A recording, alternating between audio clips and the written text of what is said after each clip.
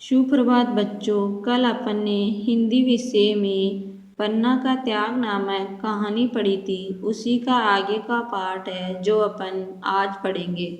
अब देखना, आज का टॉपिक स्टार्ट होता है।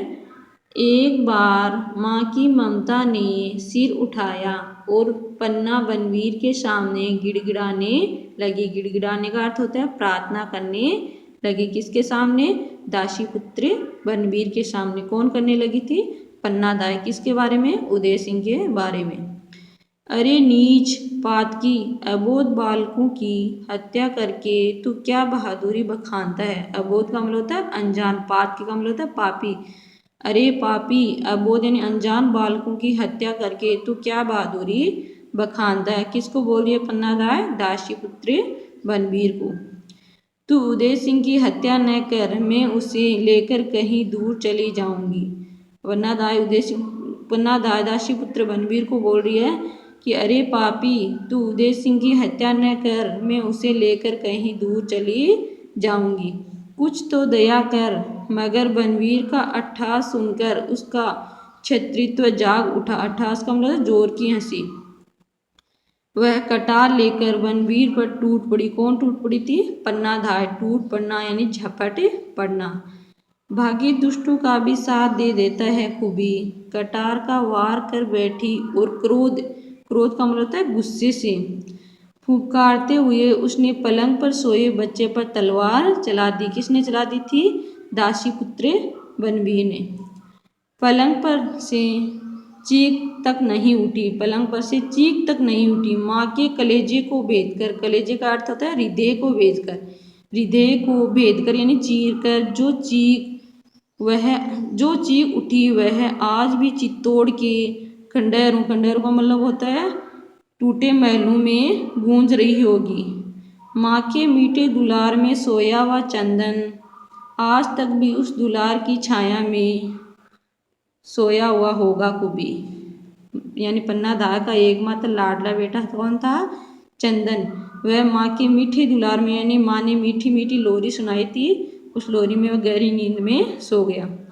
जीजी आगे कुछ नहीं कह सकी। उसका गला भर आया और आंखों से आंसू झर आए। आंखों से आंसू झर आना यानी आंखों से आंसू बहना। खूबीलाल की भी आंखें तर हो गई यानी खूबीलाल की आंखों में भी पानी आ गया।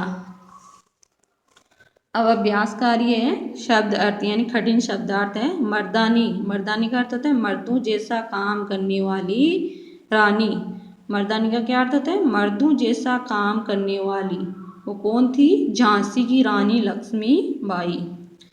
दृष्टि, दृष्टि का अर्थ होता है नजर। क्या अर्थ होता है दृष्टि का अर्थ? नजर।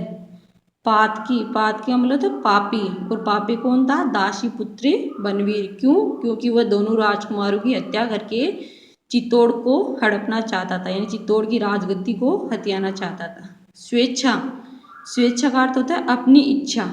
अपनी इच्छा, जैसे पन्ना दाई ने अपनी इच्छा से अपने पुत्र चंदन का बलिदान और त्याग किया था।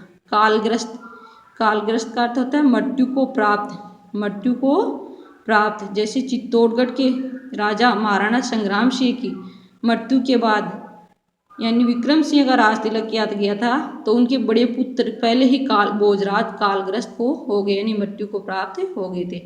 निधन, निधन का अर्थ होता है मृत्यु।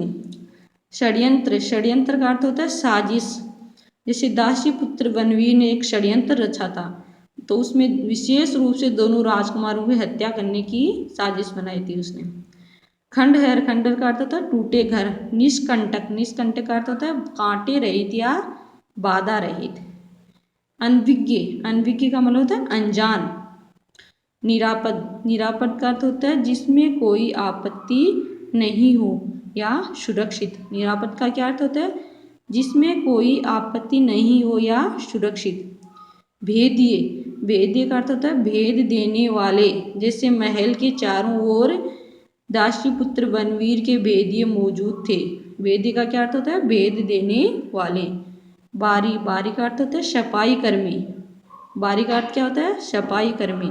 शयन कक्ष का अर्थ होता है सोने का कमरा। और निद्रा मगन का अर्थ क्या होता है? नींद में डूबा यानी गहरी नींद में सो जाना। जैसे पन्नाधार का एकमात्र बेटा चंदन गहरी नींद में सो गया था, उसका सवेरा आज भी नहीं हुआ।